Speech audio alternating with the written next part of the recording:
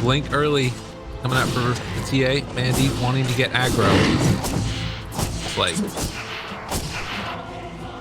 that is one sort of downside to the Liquid lineup is they're actually just gonna pop the Chrono. See if they can take down King RD. He does eventually get killed off. Quick and easy blow up.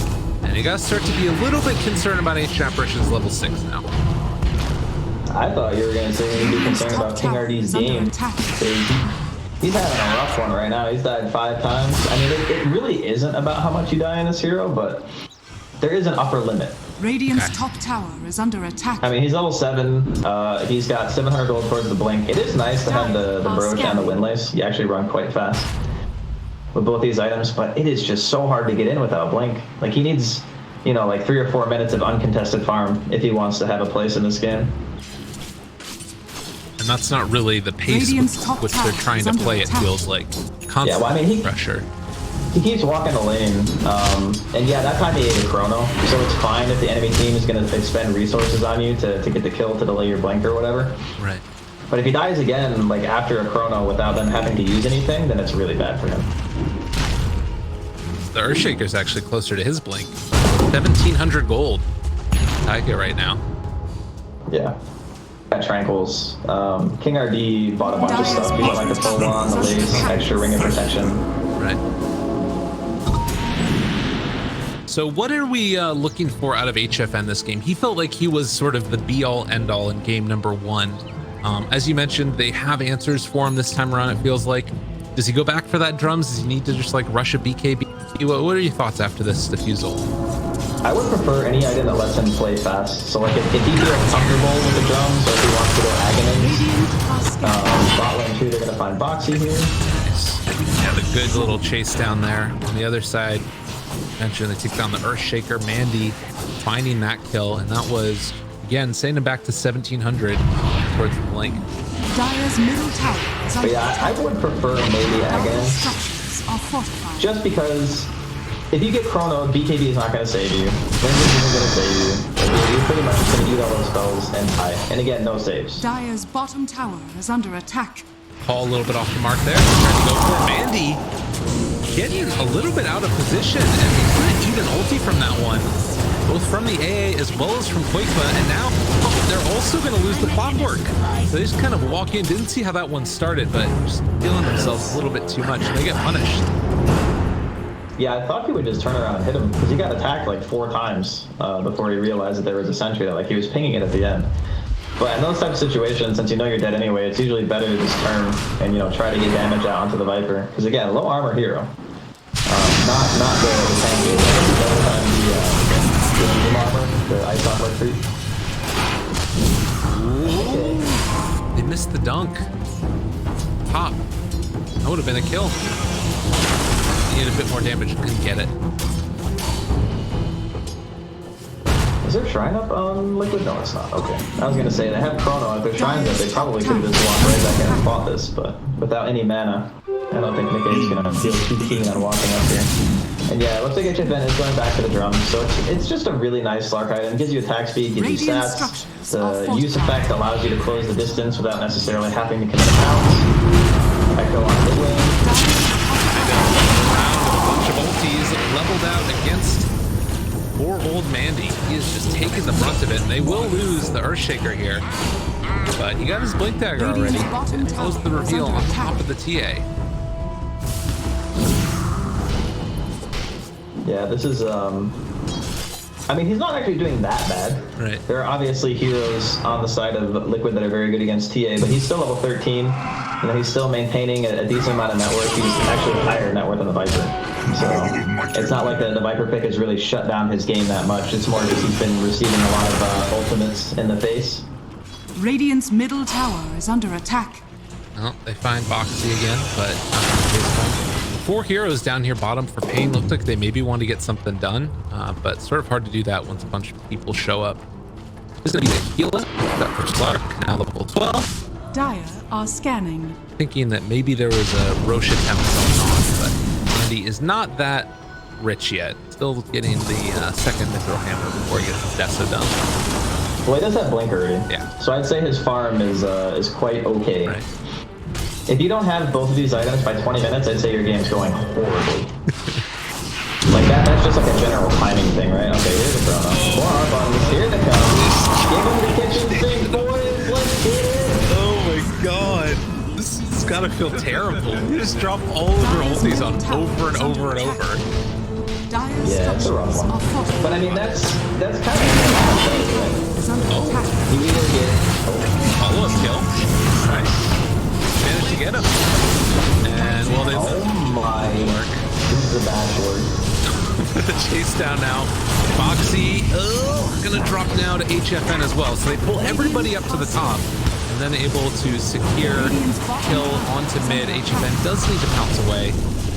And again, it just feels like sort of chaotic running all across the map. Dire's middle it's just whenever an ultimate's available on the side of Liquid, they want to go for a fight, you know? Because the Ice Blast cooldown's not that long. It's only 40 seconds. So anytime an Echo is up, or a Chrono is up, or, you know, Doom, or Viper Strike, all these abilities actually help set up your ultimate. So anytime one of those R buttons is available, it's getting thrown at a core. And that's just kind of what you have to expect right now if you're down. Mandy looking to try and sneak a roach there with the double meld. Chase down coming. Mickey in some trouble. Out of mana. Ice Blast. Great connect, but is it going to do enough? Mickey. Oh! What? He missed the dunk! Are you kidding me? It's number 2. Should be dead twice over. God, that was so close. Oh, now scary times. Scary times abound. They get the Cogs push back. Taiga trying to chase HFN. Mandy, they're kind of wrapping around on him a little bit here. Need to be careful about their opening, but King RD just used his blink. Can they take this fight? They've already used their ultimates on Liquid. It's a little bit scary, but I don't know if Pain can really make anything happen. Yeah, they're just gonna back out afterwards and leave Village to die. Dude, I would be so sad right there. Like, I mean, level 1 coal threshold is pretty low. Yeah. It's 250 life, and it looked like it was right on that line, you know. Yeah. And in the moment, you're like, okay, D6 is gonna go low, so I have to go for it. I can't change that here. But they're gonna leave it here for this, so you know what? Come at me, bro. Just cast all those R buttons on me. Dude, how are you gonna be this mean to Mandy? Everybody's casted their ultimate on him over and over, and then you give him the tip? What the hell? I mean, to be fair, that was a greedy kill. Yeah, that's true. He's on top of the enemy team shrine, killing the 5 position. Radiant's bottom tower is under attack. Nick is going to be trading his life for that one, so that's fine. Get him that time. And he's like, right. Well played. Avenged. King RD's got a game now, boys. 700 gold streak. He's now higher net worth than a Doom because of that kill. Nuts. Yeah, once he gets the blade mail, it's going to be quite strong. Not a lot of heroes, besides the Void, really want to build BKB that early. I suppose the Doom is going to make one too, just because of like Chain Frost and Clockwork and stuff. Kind of weird. Uh-oh. Suddenly we got a game on our hands, ladies and gentlemen. Koikfa in some trouble. Gonna drop their mid lane. That's the strength of that initiation. Bunch of blinks and a hook shot. Easy peasy. Structures are fortified. It's just weird that they pick Mandy for dying, and then they lose their 1 and 2 positions back to back. And now they're, you know, HFN just gets solo echoed in the bot lane, yeah. All right. Blade echo into the A blast on the way. And I guess that's what you're talking about, that you don't really have a great answer for that as Slark in this game. Like, what do you build to stop that? Yeah, it's just raw health, really. That's the thing that's going to let you live through that. Because unless you're just, you know, insane reflex, BKB a fog blink echo, you're just dead. He's going to opt for the BKB though, so. Want that little extra layer of protection if the fight actually kicks off in a way where he's not the one getting every single ult. The hope there. Mandy's been able to tank a lot of them so far, so see if he gets a push or not. I mean, it's also the way he's playing, right? Like, how often have you seen him on his side of the map? Yeah. It's not really been at all. You know, he's doing it so HFN can hit creeps. Like, if he's not occupying that space, no one's going to be there, and then they're going to find more kills. But the fear is trying to keep out. Okay, they just cast everything again. Yeah, no way. Liquid is the kill secured team. Holy shit. They just keep on dropping everything on the board. And why not, right? Like, make sure it happens. They're not really being that heavily punished afterwards. Yeah, I mean, if you're not losing objectives in the process, you're not getting heavily split push. There's no reason not to. Big damage. Alright, see you later. Why does it have to be this way? It's like, they drop every R button on a core and kill it, and then they immediately lose a core afterwards. And it's not even like the same fight. It's like the map resets, sort of. Yeah. And then one core stays too long, and then ends up dying. It's really interesting. This game has had... It's the only reason the game's close. I know. Because Mickey's died twice in the same way, and then Quakefa's died twice in the same way. And it's just at some point you gotta, you stop putting your hand on the stove. Just stop. Dire's bottom tower is under attack. Something to be said for that, but at the same time, you gotta hit that creep, man. You gotta get in there. He even has an obs, and he's still Dire's dying. bottom tower is under attack. Oh, man. And now another round of ultis will be up very shortly. Quakefa. They're not going to get him this time. I mean, that is, I guess, one of the things is like normally Vision would be able to save you there. Well, the angle they engaged from, it was like, I think the axe came from the top of mid. Okay. So the ward would probably not have seen him in that particular situation, but maybe he got baited by his ward. Happens to a lot of people where you think you're safe because you have the vision, and then they just catch you in a way that you weren't expecting. Would reset again for a little while, but there is that Invis Earthshaker nearby, ready to jump at a moment's notice. Sentry Ward is already down, so he does step too far forward. They would have been able to scout that out. We're gonna have a little bit of a pause. Take a breath, everybody out there. We'll figure out what we want to do. Andy, what the hell do you do at this stage, right? Like, are you looking to try and secure this Roche? Do you need to take a fight first? I think the team that walks into the Roche pit first loses. The game or the fight? Well, it could be both. Okay. Definitely the fight. Like, I think it's a bait. These are the types of games where it's very close, and even if Liquid use one or two ults, they're probably still going to have Ice Blast, and they're probably still going to have Viper Strike. And those two things are usually enough to get those kills. So for Pain, they really want their BKB on the TA. They want to finish their BKB on the Slark. Fissure jump in, looking for... Hooks his own team, gets the pushback on the cogs, okay. And King RD walking brazenly into all of them, saying, come and fight me. As 8FN follows it up, they still have Chrono. They also have Doom. He got his BKB off, but can they get out of here? The follow-up coming in. Mickey gonna jump forward, drop the Chronosphere onto him. Can they kill off this pesky Slark? So far, it's looking like the answer is gonna be yes. And now chasing for a bit more. The Echo Slam follow-up. And the question that permeates all of this is, why run back in? Well, I mean, it's, that fight started them in a really bad way. But Liquid were smoked. They were coming in from an angle that Pain didn't see. There was no vision there. Liquid had the sentry. So there was no way that they could have fought that after the way that it started. Right. Like, they lost their axe, and there was no investment from Liquid. They didn't have to expend any ult. It was just a fissure, and then, actually I think they Ice Blast. But besides that, yeah, thinking about a potential steal, they are going to get the Shaker instead. So a worthy sacrifice, making sure that they can't contest the Roche or like go for any cheeky plays. But yeah, the way that the fight started for Liquid was just too good. Because when you get a freebie and you don't have to expend anything for it, then you have all your ultimates left to throw at a Slark, for example, who got doomed and chronoed. And that's when you just take your hands off the keyboard and go, well, I guess I'm dead, because I can't get away from this. All right, well, let's see if they can go for a round two here. Ultimates are down right now for Team Liquid, and they're somewhat grouped together. Sanjin Yasha picked up for very interesting. 25-minute mark. Who are they going to run into? Going up onto the high ground. They get a little bit of vision of the Doom, but instead they're going to turn now on the AA. Mickey is nearby, but with 60 seconds till Chrono, that's going to be about the end of it. So Insania gives up his life for the team, while Pain are going to try and push the tier 1 tower bottom.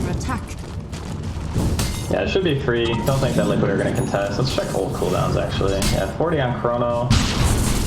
So yeah, pretty unlikely that they would want to fight this. If they stick around too long, there is a chance that they will go for the turnaround because they do still have the Aegis on the board. Dire's structures are But yeah, so far they're still looking okay. The game's not over yet. Because there's still an opportunity. You know, King RD gets a really nice call, and they're able to burst one or two of the heroes. Can very easily see them taking a fight. But man, it is just so hard to play this game when you are chronoed and doomed. Yeah. Just Dota 2 in general. Yeah, I mean, you just what do you do? It's like, guys, I can't use any of my buttons even if I wasn't chronoed, but I'm also chronoed. All right, another smoke here. See, breaks it. 4-4-4. Not the greatest of initiations, but Pain are not going to be able to take that fight once they lose the Lich anyways, so instead it's just going to be all of Liquid group together, take the tower, keep the pressure on a little bit. At the same time, Mandy's getting some good split push in. Sees a couple people rotate in. We'll be able to find the range for the chrono. We'll see. I think we need to leave top. This Viper can't stay here. Okay, they're going to catch the river instead. Nice catch there. And Boxy also in some trouble. They get the call follow-up. Now just going to eat through all of them. Boxy tries to TP away. Actually, no, they turn with the Doom and Quickly here as well. They might end up losing the Slark. He's going to have to try and hide off in the Roche pit, but that fight went from bad to worse. Still trading and taking that essence shift continuously, but Mickey jumps in, kills off the Slark, and well, King RD was thinking about TPing in. He realized that's not going to work now. They have the fissure connection. They've got him caught as well. And just like that, Pain Gaming continue to lose off. Yeah, it's I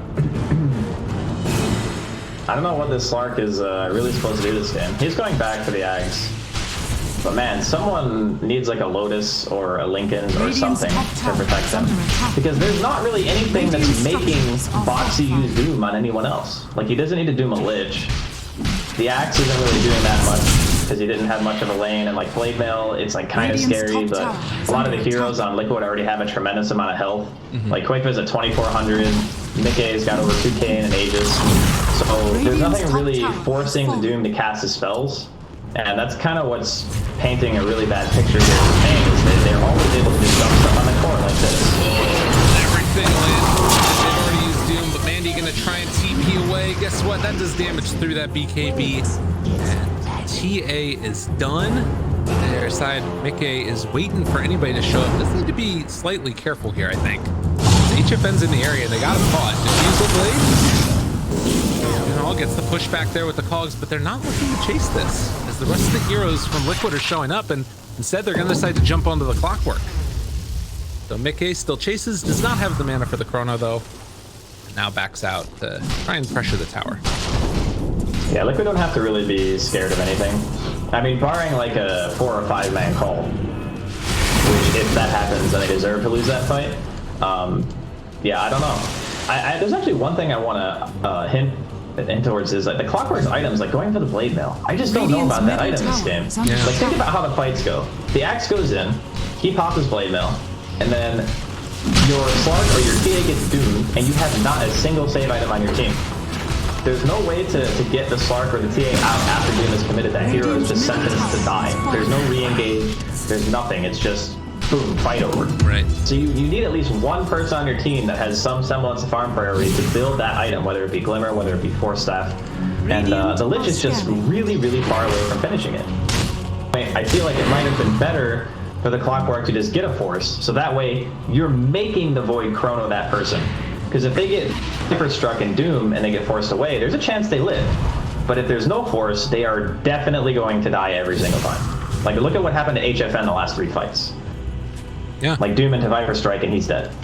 Well, and I think that, you know, you mentioned the Slark that's sort of dependent upon his ability to jump in and out of those fights, and it really is just like their entire draft falls apart when that happens. Yeah. Well, it's a double whammy too, right? Because if the Slark gets into fog, he'll actually regen. Yeah. Under attack. Like, there's no break attached to normal Doom. You need the Aghanim's Infernal Blade for that. So if he can just get out of vision, he'll be okay. And a Force Staff or a Glimmer also helps with that. The Doom, the entire team on the other side of the map jump in, trying to find Mickey. This could maybe work for them, but they get him, they get that finish. Now chasing for more. Insania, have they gone a bit too far now? The Chain Frost's gonna bounce a little bit off to the side. Looks up on the high ground. Tyga's there. He managed to find the stun. Chant Totem, can it be enough to kill? He gets that come slip finish. Tyga saves the day. Oh, they went in too far. Oh no. And just like that, they stomped the dreams out of Pain Gaming. Oh, that was close. Almost there. Bounty! A nice guess. Slightly off, though. Oh, and you can understand the desire there for the Slark to like, get that next one, but it just go a bit too far. Earthshaker, still a strong-ass hero. Yeah, he, in games like this, where there's 3 cores, actually, technically 4, if you want to think about Clockwork as another hero that just kind of sits in relative close proximity to other heroes. It just makes things like Aftershock, Fissure, you know, your Echo just feel that much more satisfying. In that case, the hero was just solo, but I mean, he's level 20 in a 31-minute game, and he's not even farm priority. He was in a tri-lane. So this guy's feeling pretty good about his current game. But yeah, I think the not buying a Force Death on the clock is actually quite a big oversight. Because I'm thinking about it, and I'm like, how are these heroes just always dying? Like, there's never any save, there's never a disengage or anything like that. The heroes just die. And it's because they don't have a single Force. Like, he's building one now. Right. One in a couple hundred gold, but man, the difference it makes, like, if you look at the overall net worth, it's actually reflected that the Slark is still farming very well. It's just that he never gets to play the game because he's always doomed. Yeah. Well, and now help him. You do. Someone help him. Help. Let him be a person. He has the Ags now, so he's gonna be jumping around that much harder. Maybe it's harder to click on him while he's in the air or something. You got the Glimmer Cape that you mentioned for the Lich, and Force Staff soon online. I mean, at this point, does it change stuff, or do you think that it almost feels too far gone? I mean, it definitely still changes it. Yeah. Like, now it's going to require another ability being cast to get that kill. And making Liquid expend resources on kills is pretty much your only play at this point. Because if they want someone to be dead, they're dying. Like, you're going to get chronoed and A, blasted, or doomed, or echoed, or whatever. If they really want a hero dead, you want to make him work as hard as possible to get that kill. So that way, once all their ultimates are down, you can hopefully turn it with either the TA or the Slark. Now, it might be too far gone, but it's better late than never in these types of games. We did see the Force back on the bottom lane of Boxy, and he's been really pesky here on this bottom lane, always keeping the pressure onto that tier 3 tower and getting some damage onto it. But now Liquid, knowing what they need to do, hold on, make sure that they don't give up a Roshan, and maybe even find a pick before they go into it, or if they want to, they've got the better team fight. Just do whatever they want. Yeah, they have a very scary 5-man. There's just so many things that Pain have to execute. They have to catch the right hero, killing the Void. It like didn't even really win them the fight, but it felt like that's a win condition for them, is taking him out of the fight for no chrono and things like that. But it's an 11k lead for Liquid, and it's going to take a lot for Pain to make their way truly back into the game. I mean, who knows? Maybe the Roshan before a team fight happens is how Liquid maybe lose control of the game. I've seen it so many times, Lyrical. Yeah. It's actually insane how many Roche throws I've seen in Dota. Radiant are scanning. I think also that the pace of this game has felt very frenetic, and it can change so quickly when that's happening. I remember, game 1 it was 15 minutes and we had 3 kills. Or maybe that was game number 2, but now it's 51 kills at 34 minutes. It feels like with this amount of action, things can change super rapidly. And it looks like they're going to try and force back somebody to deal with Mandy split pushing in the bottom lane and then try and take the fight on him there. But the unfortunate thing is that Roche is going down. They get the flare on it, see it right away. I don't know if they're going to be able to get there in time. They're moving over quickly. And jump forward, get the call, maybe a chance to find this kill onto Doom. At the start, able to interrupt. No chance coming from Taiga. They do get the Doom, and that's going to be the chrono laid down on top of the Slark as well. In the duration of his BKB, so they will lose the Slark. Can they get anybody in return? Mandy walking in, wants to finish off Roche. This is bold as brass. He doesn't even have the BKB anymore. They have a sentry down. Oh, no. But the buybacks, maybe a chance here for them to force the issue. Jumping on to 3. Egyptian is there as well. They kill off the Viper. Can they get any more, though? It doesn't look like it as of yet. Need to shadow dance and then jump away HFN able to escape as they buy back on the axe, but there just wasn't enough follow-up. Yeah, that was a really, really nice call, but unfortunately no damage. The TA buyback and the TP took too long. So there should be Liquid Roche. Give me a chance. You should get out of here. Ah, yeah, oh god, oh no, oh Jesus. And the chase down for more. They've broken the axe, they got the ulti onto him. Dead for 2 minutes is the TA. And Andy, you said you've seen a lot of Roche fights. That one looked a lot like Wilms. The classic. The fight Roche, I mean, Liquid's positioning was really good, to be fair. They had Boxy standing like at that little hill where the medium camp is next to the tier 1, so when the smoke broke, they had to commit on like one of the tankiest heroes. Like he's got Shivas, he's got BKB, the Dragon Scale. That's beefy boy. You don't really want to open on him. And the hilarious part was HFN realized, oh god, this is so bad. He tried to run away, still got doomed, and then Mickey from like downtown just jumps him and chronos him anyway. And he hates to see it. Like that guy, he can't play. No. Like, there's nothing he can do. And it's unfortunate because the rest of the heroes don't do enough in order to be able to force it. But yeah, it looks like it's maybe going to be DP here. Double damage going off on HFN. Yeah, this one's just dead. They're gonna get one last kill. They're like, we're gonna take down Insania, or they're not. As GG come out in the end. Pain put on a good performance in game number 1. They absolutely dominated, but Liquid have looked super solid and composed for these next couple of games that we saw.